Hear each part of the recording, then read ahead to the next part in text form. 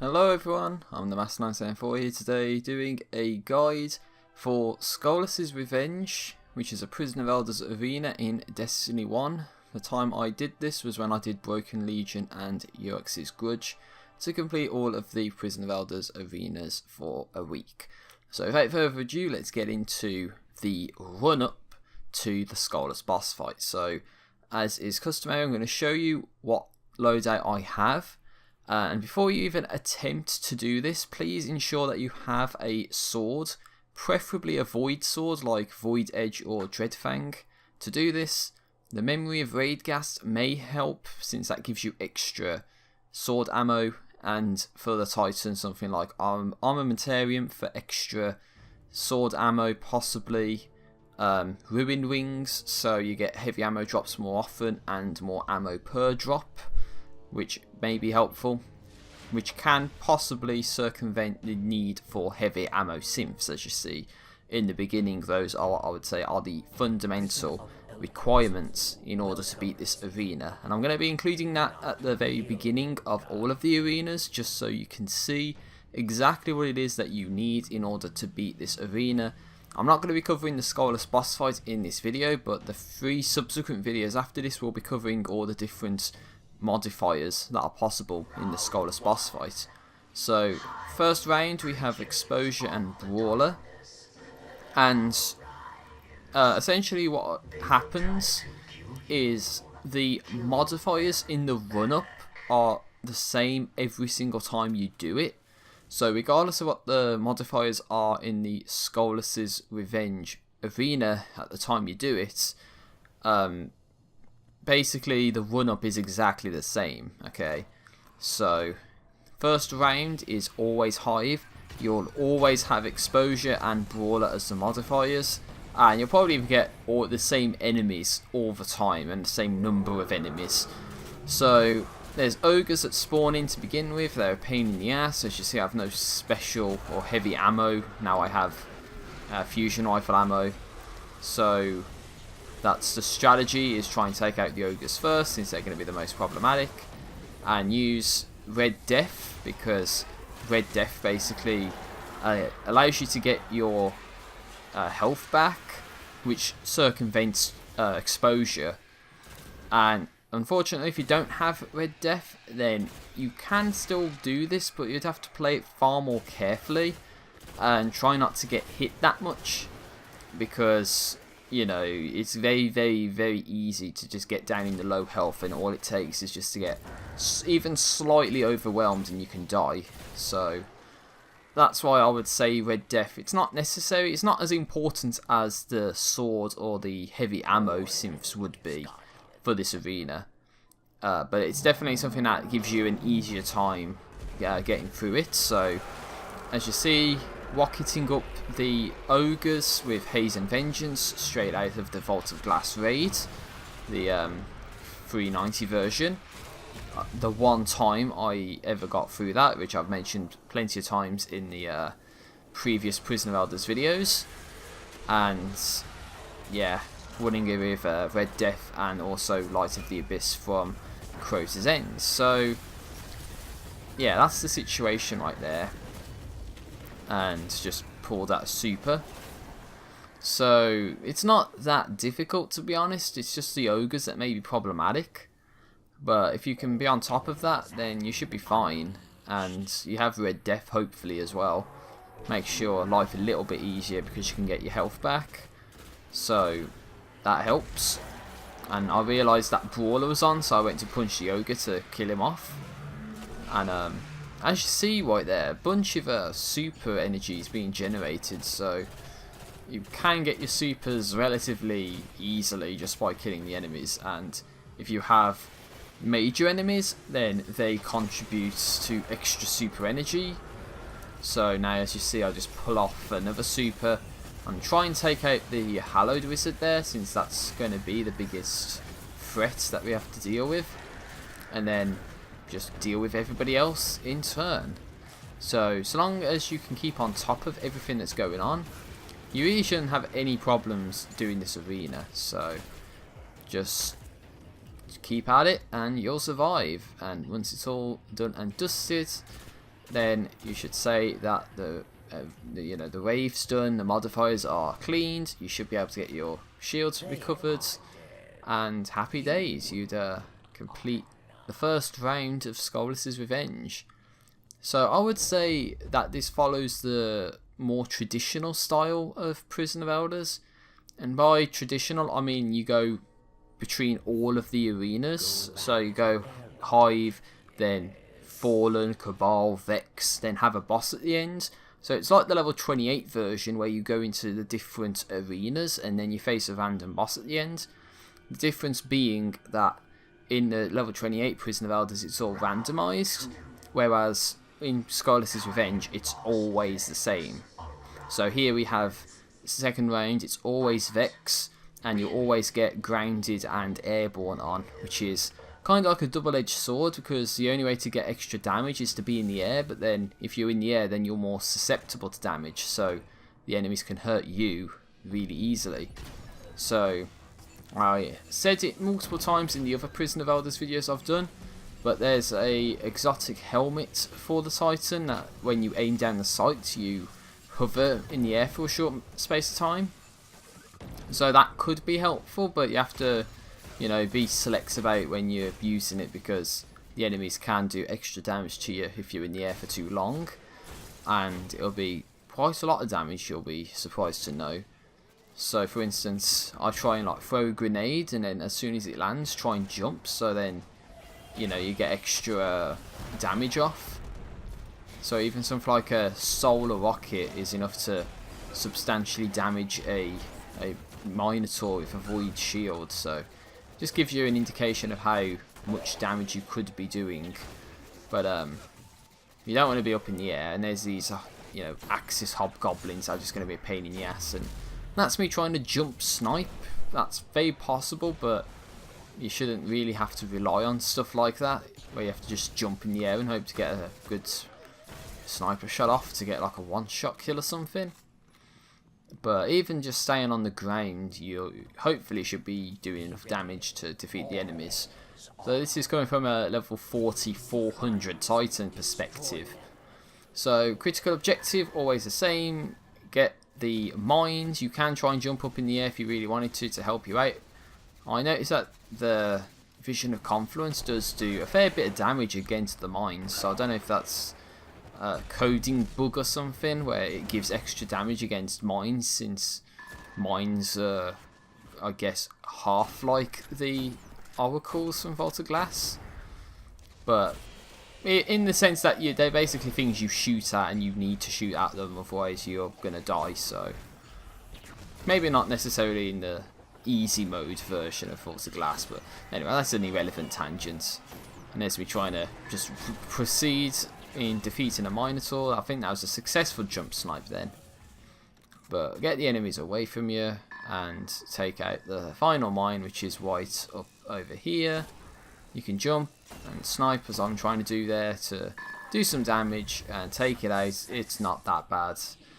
And it's better when you have the Scorch Cannon as well, since that can pretty much one-shot the mines if you jump just before you actually fire, or hit the mine at least, and then that gives you more bullets to you know, to take out the enemies, because there's going to be a lot of high level enemies at the end of this.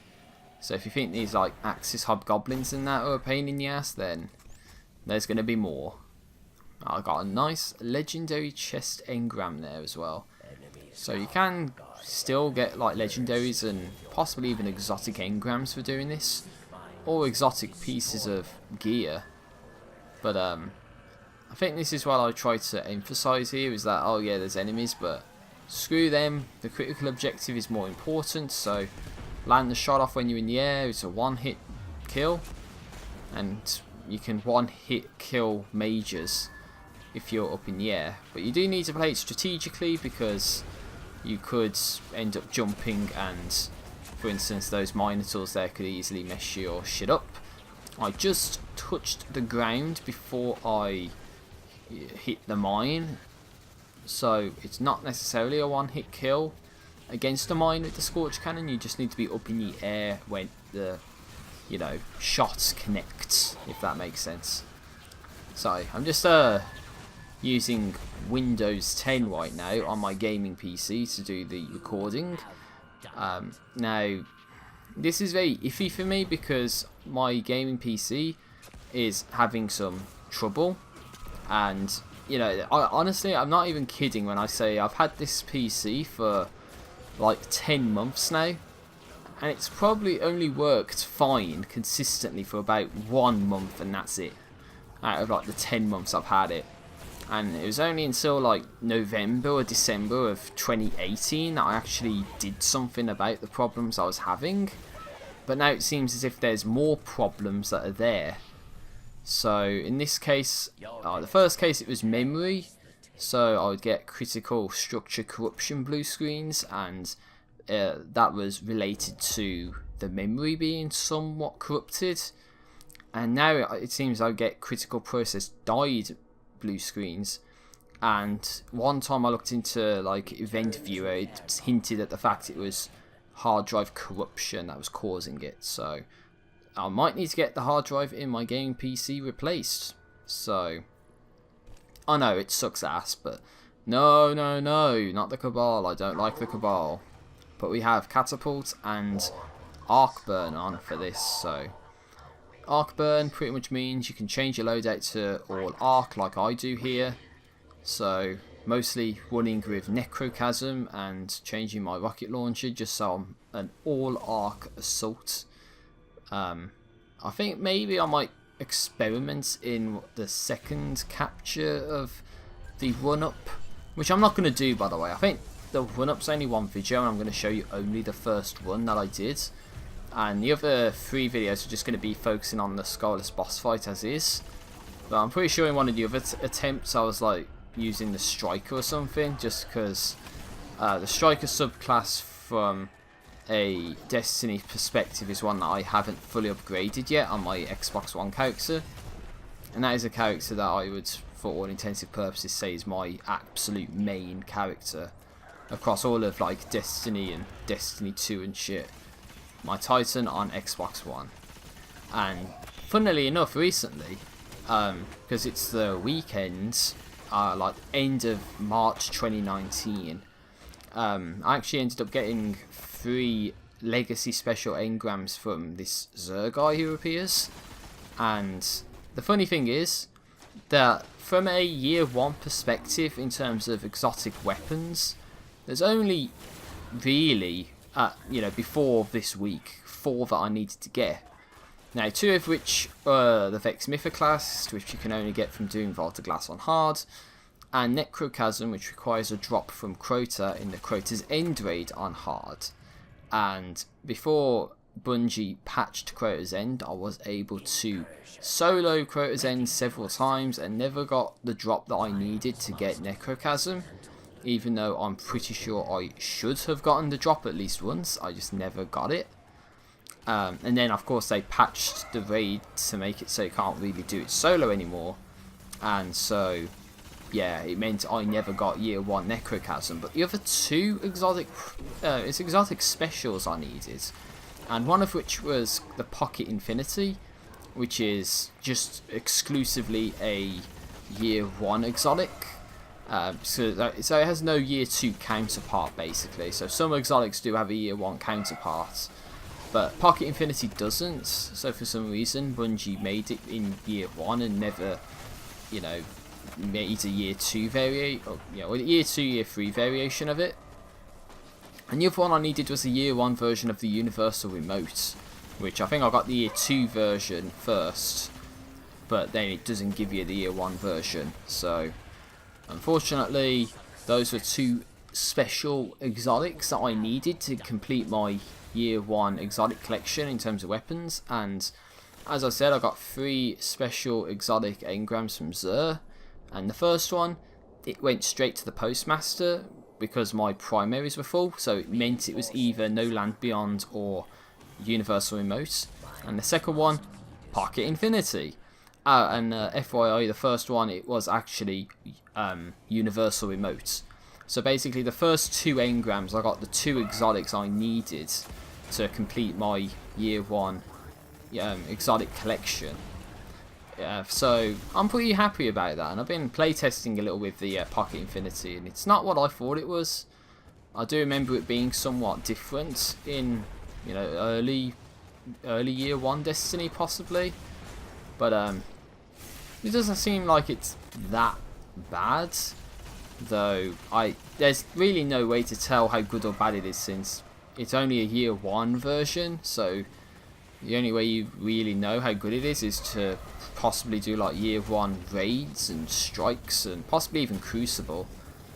But depending on the situation, it could be exceptionally good in Crucible, it could be completely worthless, so who knows. But I thought that was an interesting point to raise up, since that's something that's actually happened, and it's actually pretty interesting. Which means now, the only exotics I need from year 1 Destiny are the raid exotics. So I need to play year 1 Vault of Glass hard mode to try and get the Vexmither class, sorry. And then I need to run year 1 Crota's Ends to try and get the Crux of Crota drop to upgrade Eidolon Ally to get Necrochasm.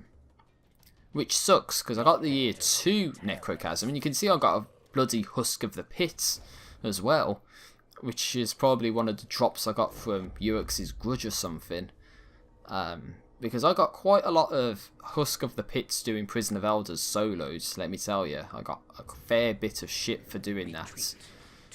So I might do one video at the very end to just recap all of the weapons and all of the armor pieces I got for doing Prison of Elders. Whether it be I showcase all the stuff I've put in the vault, or I basically go over all the ends of the videos and just sum up all of the things that I got. Because most of the stuff, quite honestly, would be the Mark of a Kelslayer marks, since that's pretty much all you get for doing these Prison of Elders arenas. So now we have Specialist and Juggler on, which makes, and I hate to say this, Icebreaker a pretty good weapon to use, especially the year 4 version, or year 3 version I guess I should say, since Icebreaker basically regenerates its own ammo over time, so that negates Juggler, and Specialist is on, and Icebreaker is a special weapon, which makes that the ideal weapon to use. Though to get Icebreaker you need to do a Nightfall Strike, you have to get a gold hit medal achieved, and you have to do it in a certain time limit as well. So it's like if you can do all that, and then you have to make sure you have a bounty as well, because it is actually from a bounty, and then there's a random chance that you'll actually get Icebreaker from doing the bounty. And I'll tell you one thing, it's very unlikely that you'll get Icebreaker from the first time doing that bounty. So if you get it on your first time, then that's good for you. Most people would probably have to grind, for instance, to get something like that, which sucks, because you know what the worst part about a game like, you know, Destiny is its RNG style nature. So, you know, it's like Vexmither class. Like, what's the chances of getting the Vexmither class? Probably next to none. You know, the chances are so astronomically small that, you know, you have to do it several times just to... It's like the Crux of Crota as well. You have to do it so many times before you get it. And then how would you feel if somebody else got it but you didn't? And that's the one thing that you absolutely need. Because I would understand totally that if you would get frustrated at that, because I know I would. But Destiny 1's a pretty dead game at this moment in time, and I doubt I'll even ever be able to do like Vault of Glass or Crota's End ever again, just because of the fact that I really don't have the people element, nor do I have any kind of idea of where to necessarily go to be able to do stuff like it. Because the only reason why I ever did Vault of Glass to begin with is because I did a live stream saying, you know, let's try and do Vault of Glass, and people responded and helped out, and then, you know, other people had to come in and help out at the end to get past like Templar and all that. And it's only, you know, due to that stream I was able to do Vault of Glass. You know, if I never did that, then I would be in a recording environment like right now saying, you know, I've never done Vault of Glass because I just don't have the friendship element required, you know. But anyway, I haven't. So now, yeah, okay. It says wave 1. I thought it was like wave 2 of 3. I was gonna say that I was gonna complain that I never touched the critical objective, but we have now. So critical objective in this arena is always going to be the intercept the important targets. Now I almost get killed here, to be honest. I mean, it's like those bloody vandals nearly tore my ass up, and that captain is getting way further than where he's supposed to, let's be honest here. You know, normally I'm right on top of these guys when they happen, but this Guardian's being a piece of shit with the icebreakers, so nothing wrong with going in nice and personal to take the bastard out yourself. So don't rely on weapons, rely on yourself. So now it's like, okay, critical objective, focus on that first. It is the most important thing to be dealing with. Once the critical objective's down, then you can focus on all of the other pain in the ass enemies. And I would say that, you know, more generally, that the fallen arenas do tend to be the worst arenas in terms of throwing high level enemies at you and, you know, high health bar enemies at you. So it doesn't really indicate any level of skill. It just means you have to be, you know, powerful and enduring enough to take such large quantities of powerful enemies out at a time. And you can compare this to other arenas. Like, how many times do you get this many major Vex enemies? How many times do you get this many Hive enemies? And the answer is you don't. So for whatever reason, I know it's like Fallen centric, you know, House of Wolves and all that, but you think they could have let off on the amount of mages they decide to throw at you, because that can really be a pain in the ass, especially with that bloody Calyx Reborn arena, because they throw a fuck ton of fallen mages at you in that arena. But this time I'm like showing no mercy. As soon as that fucker comes out, he's getting it. Haze and Vengeance to the fucking face, and a couple icebreaker shots to the fucking face as well, and take him out nice and easily, quick and instantly. Gives you more time to focus on the other enemies. So just need to, yeah, if you hear a little fumbling in the background, hopefully it's not deafening. That was just my TV saying it was going to turn itself off for being active for too long, so just had to, you know, say no, don't turn off, otherwise I wouldn't be able to commentate over what's happening. So yeah, that is what it is, ladies and gentlemen. So at this point it's just a matter of taking out the enemies. Of course, Icebreaker would be the best thing to use, and not only because it's a special weapon, but it negates Juggler. So as you should hopefully be seeing throughout this arena, that when I'm getting kills with a certain weapon, I'm not getting ammo drops for that weapon. So again, something like Icebreaker would be perfect in that regard.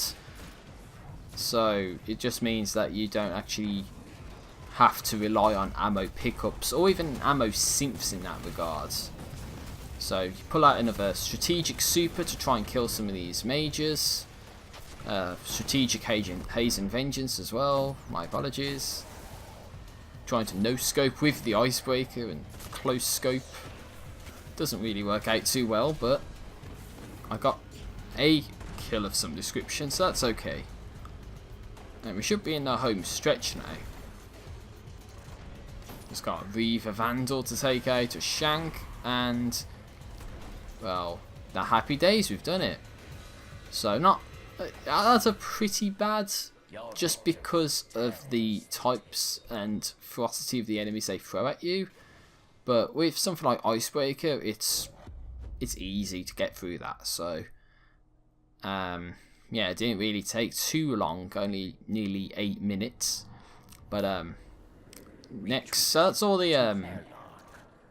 the regular rounds, shall we say, done and dusted. As I say, it's more like a regular level 28 Prison of Elders, since you go to all of the different arenas before you get to the final rounds, which is of course going to be always a fallen pilot servitor, and in this case you always get Trickle and small arms, so your abilities recharge slower, but you get extra primary weapon damage.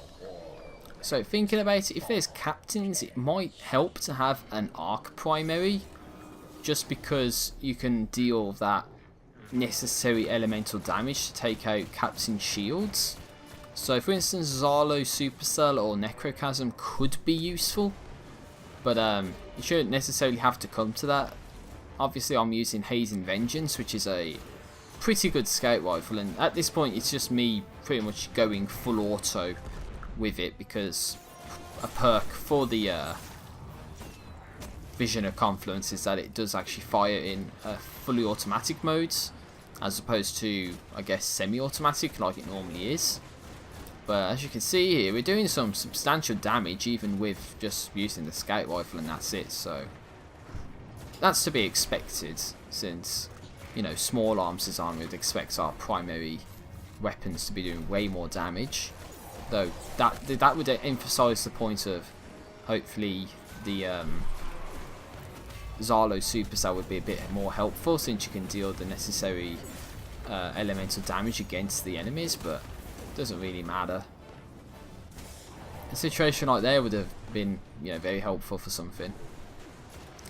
Or maybe even your exotic adept weapons could be helpful, but I don't have any of those, because guess what? You need to do the raids to get them. And I can't really do the raids, which sucks ass. Because I'm sure I would be a great team player and would help out a lot, but I just rarely get the opportunity to, you know, get stuff like that done. But well, what the hell, Vandal? Where the hell you come from? Just came right out of nowhere. So he probably just spawned in because the boss's health got to a certain amount. But as you should hopefully be seeing by the timer in the video, we don't actually have a hell of a lot of time left, which means it's a relatively quick round, so that's a good thing when rounds are relatively straightforward, that we can get through them with minimal difficulty. So just aim at the pilot servitors center spots, keep doing it a lot until, well, the pilot servitor dies. I guess that's the best advice I can give. Small arms is on, so you get extra primary weapon damage. That's a good thing, because I killed so many enemies I decided to use the super rather than actually try and defeat any of the enemies, well, you legitimately, I guess. With speed boost as well, you get faster reloading and all that. So for instance, you know, I think that's like an armor perk, or a yeah, it must be like an armor perk where you basically get extra speed if you get like solo ability kills. You not only need to get extra speed, but you get extra you know, like reloads and that as well. So that should be everything right about there. Oh, extra Haze and Vengeance ammo. I'll put that to good use. Oh, and all it did was change the numbers from 3 to 2 and then 2 to 3. Pretty interesting. But now you got like servitors trying to get up into the camp spots, and that's not very nice. So usually in the previous Prison of Elders arenas I would comment about my strategy either being dynamic or static. Dynamic being I'm moving all over the map, and static being I camp in one spot. This is an example where it pays off to basically just camp in one spot and just kill the boss, just like that. And ladies and gentlemen, with that, if you can pull this off, you have done the Skolas' Revenge run-up. So I'm going to have to end the narration now and render this video, because the next 3 videos are going to be the actual Skolas boss fights and how I got through them with the different modifiers that would be active. So hopefully you found this video helpful, and I will be seeing you next time for Skolas' Revenge boss fight soloed. So see you for that, ladies and gentlemen. Best of luck, hope this helps, and see you for the next video.